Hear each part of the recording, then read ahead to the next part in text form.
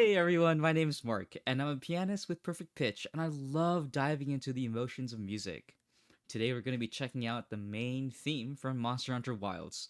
Now, I've never played a Monster Hunter game before. I've no idea what to expect in terms of music, and so this will be my introduction to the franchise. Let's check it out.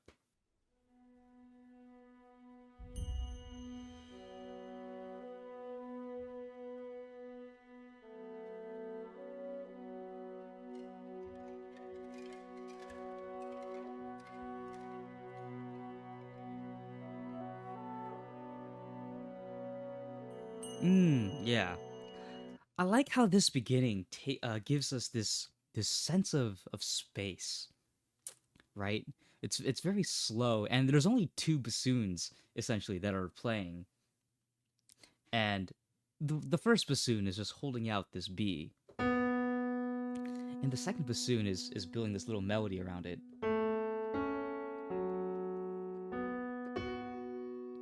It's like inviting your eyes to look up and take in the vast environment that's around you.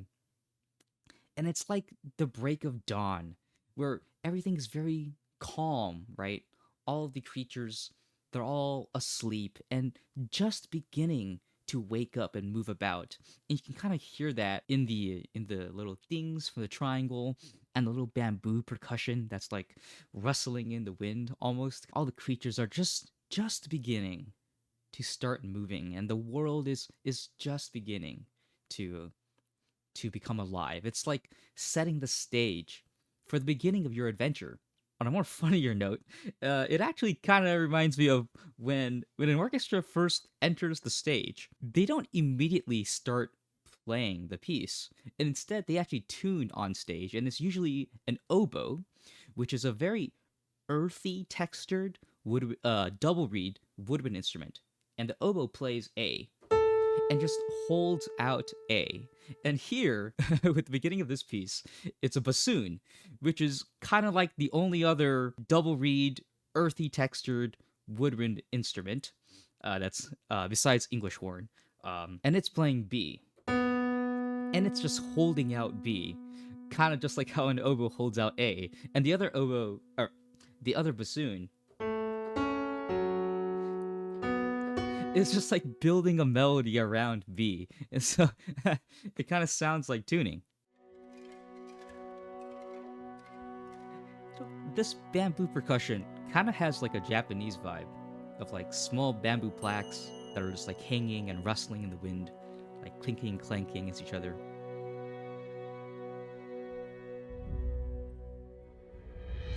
Ooh, that's really cool. That's really cool. Okay, so here the strings enter, right? And the strings end with this. And so it's not really clear what chord this is yet because we only have two notes. And so the strings wrap up this section with this ambiguity. And there's this little pause and then a little cymbal roll, right? If you listen really closely underneath that cymbal roll, you can faintly make out some violins playing tremolo, and they're playing this. And so that's how we know for the start of the next section that this is our home base.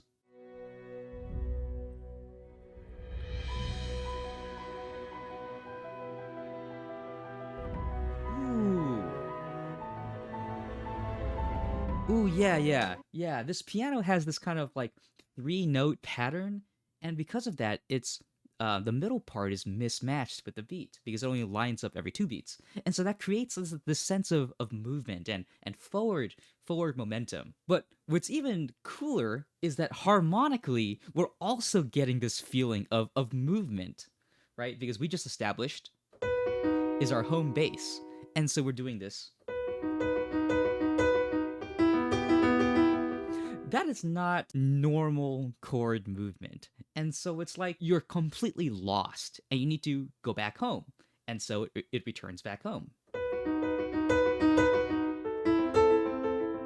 But then we get lost again. This is like you're venturing out in one direction. You get lost, you come back home.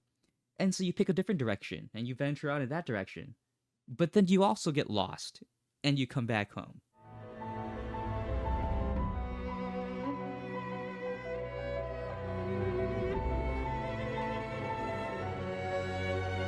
Oh, okay, okay, that's also cool.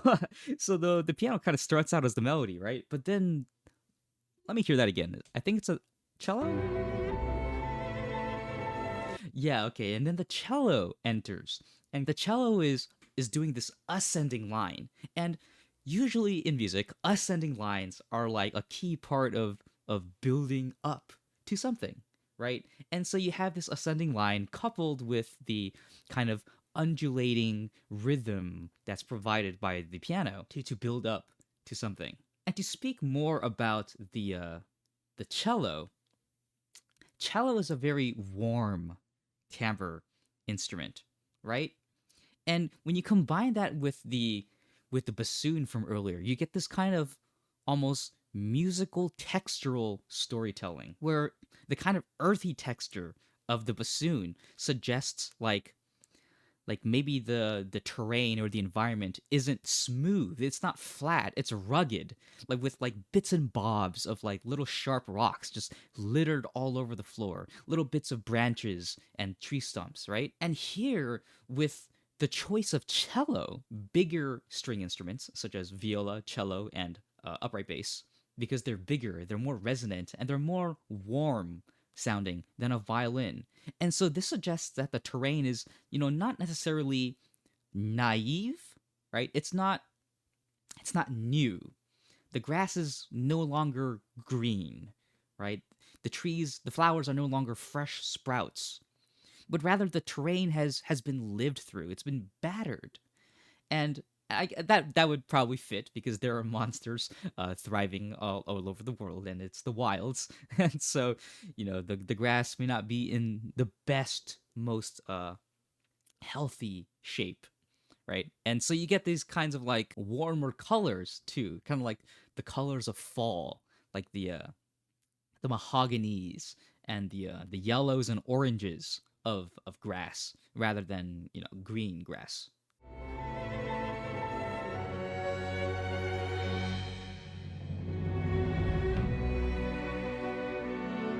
Oh, wow. It's so solemn and resolute.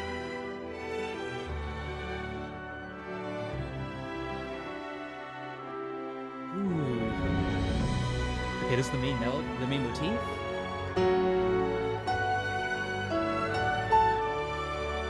Oh, wow.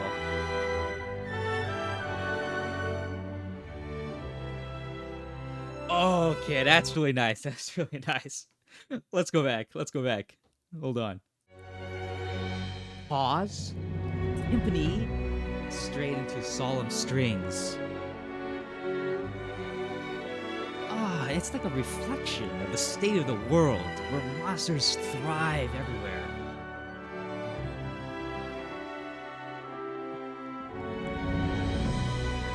You can feel this kind of like need, this willpower to survive.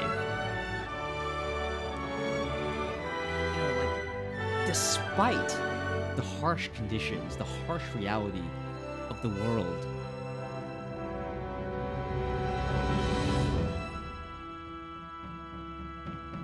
I don't want to pause too much, but what? Screw. I'm gonna pause a lot. I'm gonna pause a lot. I want to go back. There's always more to talk about. That is just such a great way to introduce the main motif. You hear in the background, the piano is doing arpeggios, again bringing this kind of forward movement. And then in that little bridge section, we're introduced to the horns. And now the horns are doubled with the strings. You kind of hear them right underneath, kind of like supporting the strings there. Ah. Bum, bum, bum, bum. Ooh, now we get percussion.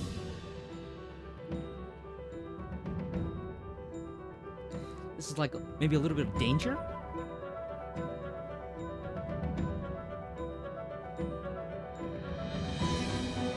Oh yeah, this is danger. Ooh, this is like a monster is. It's like hunting you. Like you're fleeing. And this monster, maybe it's like a sandworm. It has like this sense of like sliding. Boom, boom, and then agility, right, with these staccatos. Boom, boom, boom. Ooh, that tritone sound. Oh, so much. So much intensity. So much intensity and heightened stakes, right?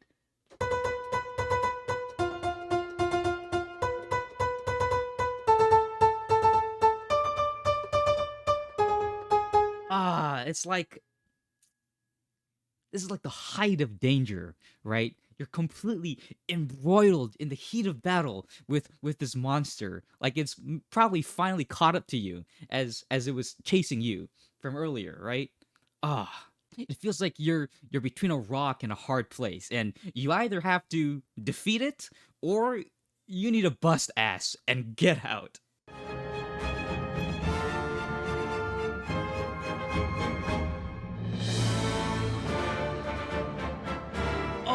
Oh, wow. Oh, this is such a great way to reintroduce that motif. Okay, hold on. When we first heard this motif, right? It was, calm, connected, legato, right? It was like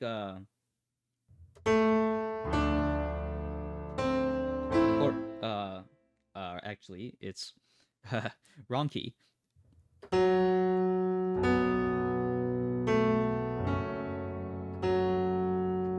But here, there's so much more rhythmic intensity, right?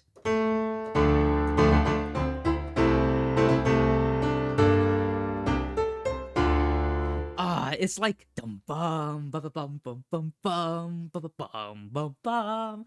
This is so much more movement. It's so great. Like earlier, if the danger was almost catching up to you and you were fleeing, this is your moment where you stand your ground. You say, no, I'm a monster hunter, and I have pride.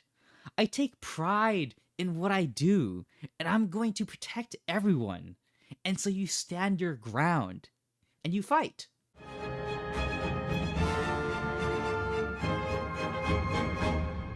Pause, drum roll.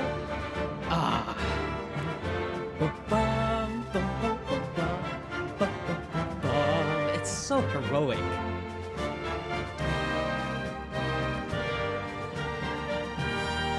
Such an incredible variation of the motif. And immediately calm down the rhythm, stretch out the tension with the strings. Ooh, and a marching beat. Wow.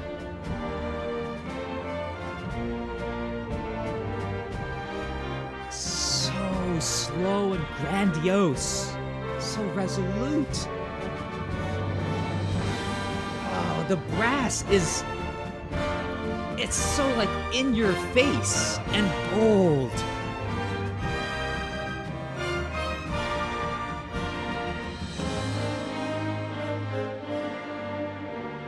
Oh, wow.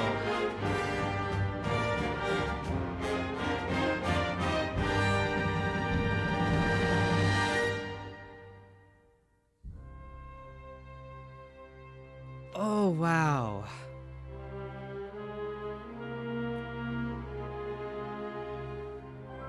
Build the chord.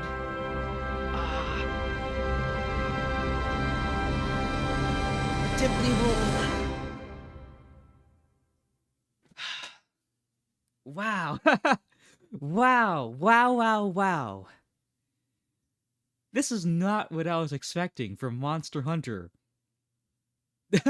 This is incredible music, guys. Wow. I need to hear that ending section again.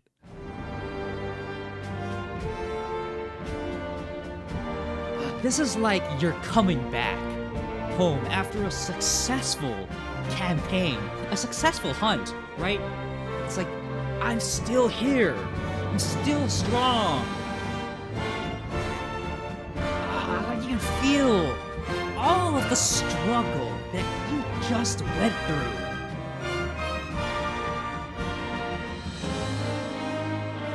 And then there's still room for hope. Like, adventures still to be had. You know, monsters still to be discovered. Campaigns still for you to go on.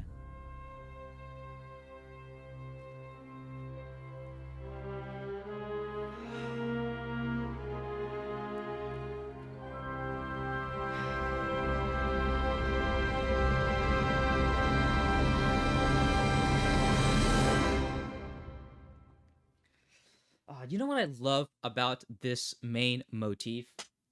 Is that if you just take the melody by itself, it looks like there's a moment where it looks like it's supposed to end, it's supposed to resolve. But the chord underneath that melody says otherwise. It says, hold up, wait, we're not resolving yet.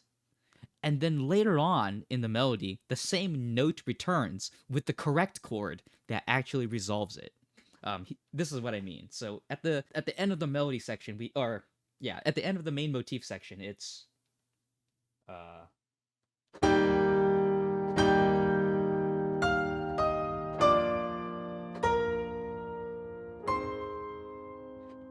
right? We get this sense of like, it's not over. There's still hope. There's still more adventures to go on. There's still more world to explore, more creatures to experience and fight, right?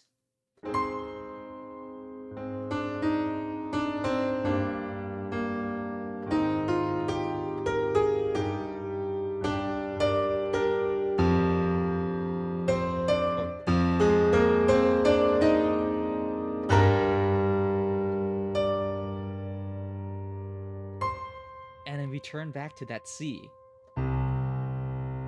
But this time,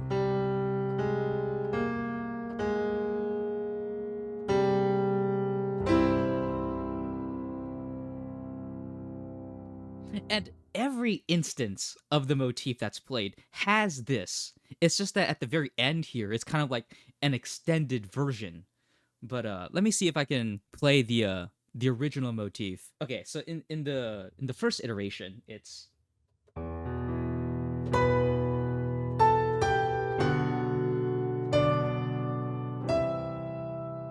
right, but then it quickly resolves after this.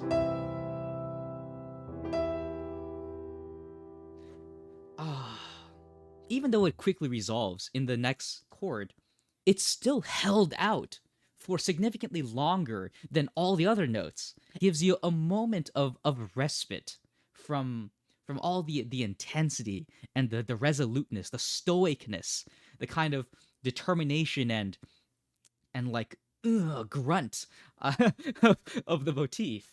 So cool. So cool. Let me revisit the middle section. Oh man, I'm dragging this out. But that's because I really like this. This is just like Genshin's music, by the way. It's so motif driven. Like, how many times have we heard the main motif? Wait a minute. Actually, the main motif is in the beginning, during the tuning section, right?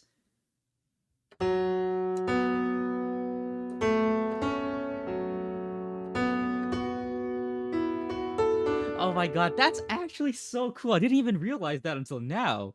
The beginning, they already presented the main motif. Just in a kind of, that's crazy.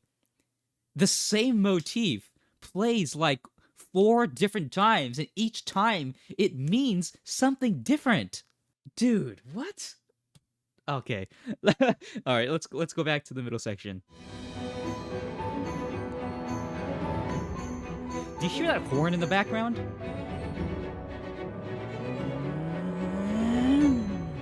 It's like it builds up. It's like this monster that's chasing you is like catching up to you. And at the last last minute, you manage to get away. It's catching up to you again. And this time, with the intensity of the piano, it's caught up, and you're embroiled in conflict.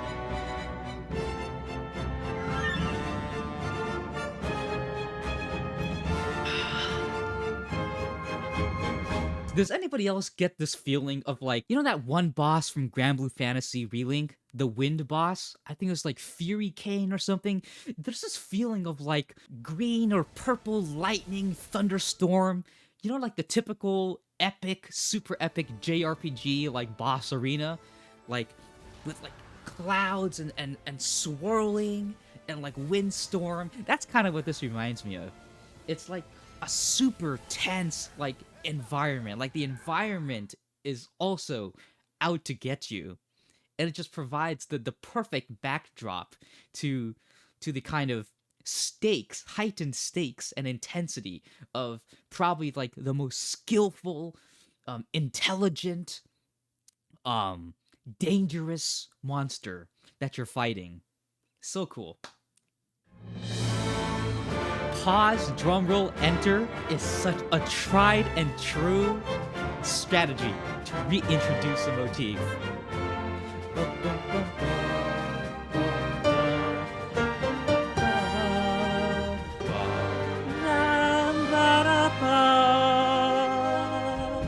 Ah, that's so good. I love it when brass does that as like a tail end to the motif. They just have a little moment of brass goodness.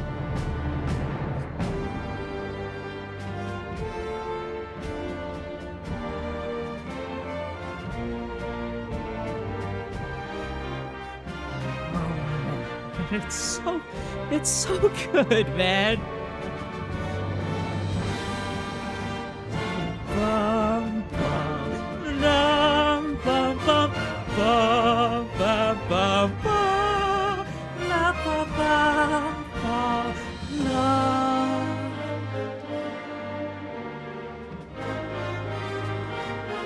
God, it's so like reflective on your past experiences. Just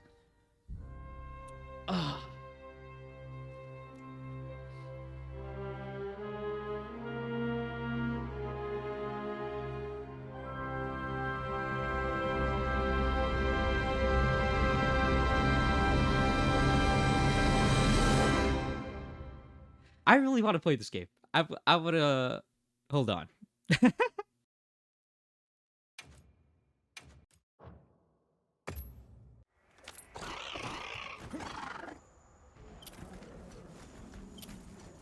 Mid-30s? I feel like this benchmark is gaslighting me.